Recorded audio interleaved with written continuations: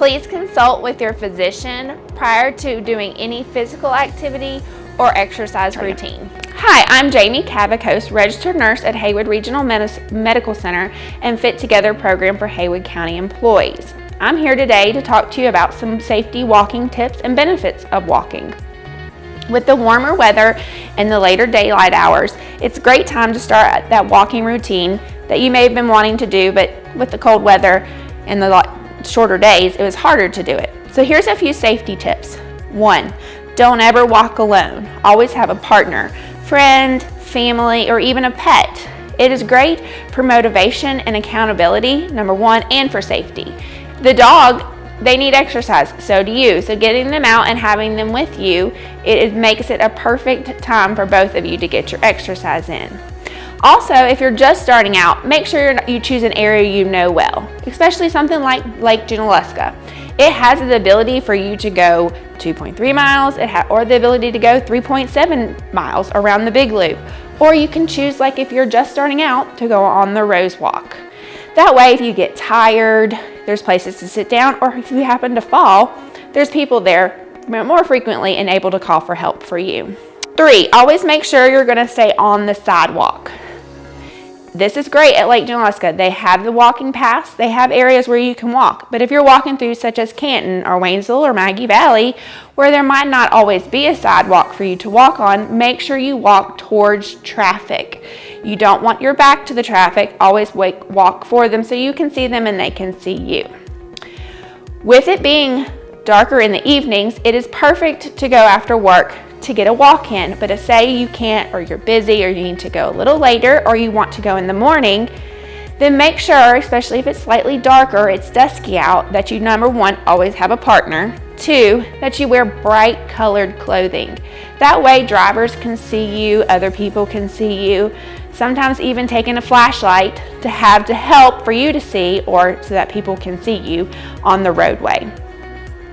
When the weather gets warmer too, as we keep going into summer, make sure you're not walking during the heat of the day. 12 o'clock, it's gorgeous outside, but it's really hot at that time, which can cause you to have heat stroke, become dehydrated. So try to choose especially in like July or August when it's really hot, choose the times in the early mornings or the later evenings to go walk when it is cooler. So some benefits of walking. It improves cardiovascular function, which is your heart. So it makes it helps with your heart rate, helps with your blood pressure, to lower your blood pressure if you're a diabetic. It also can help with controlling blood sugars.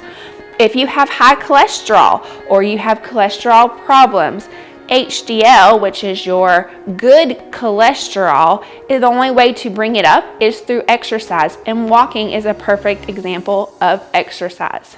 Also, it helps with stress. With the pandemic, everybody kind of has just been distressed or depressed.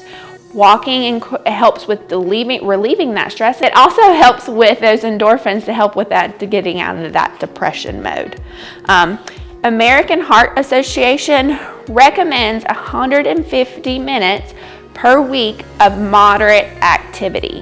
What does moderate activity mean? It means you can hold a conversation with somebody, but you have to take breaths at the end of each sentence. You can't just keep rattling on, or you can't even, some people, and everybody is different. So a walking pace for you may be faster than your friend who says, this is too hard for me. So always keep that in mind. So if you went 5 times a week for 30 minutes of walking, you get 150 minutes of exercise in. So always make sure you stretch before and after walking. So some simple stretches will be as follows. Make sure it's focusing on your legs. So you can always do a quad stretch. If you have trouble, always hold on to something. If that doesn't feel good, just standing and staggering and kind of leaning forward, stretching out the backs of your legs, your hamstrings, and your calves. You don't even have to go that forward. Just a simple stretch such as this on both legs. You can probably hear my hips popping as I'm doing it. Also, reaching down and touching your toes will also help with opening that lower back, your glutes, your hamstrings. And then you can do some simple little hip swing or leg swings, which will open up those hip flexors, get everything moving, and kind of get it flowing. You want to get that done so you don't necessarily pull anything when you're walking. If it hurts, stop. Don't do anything else.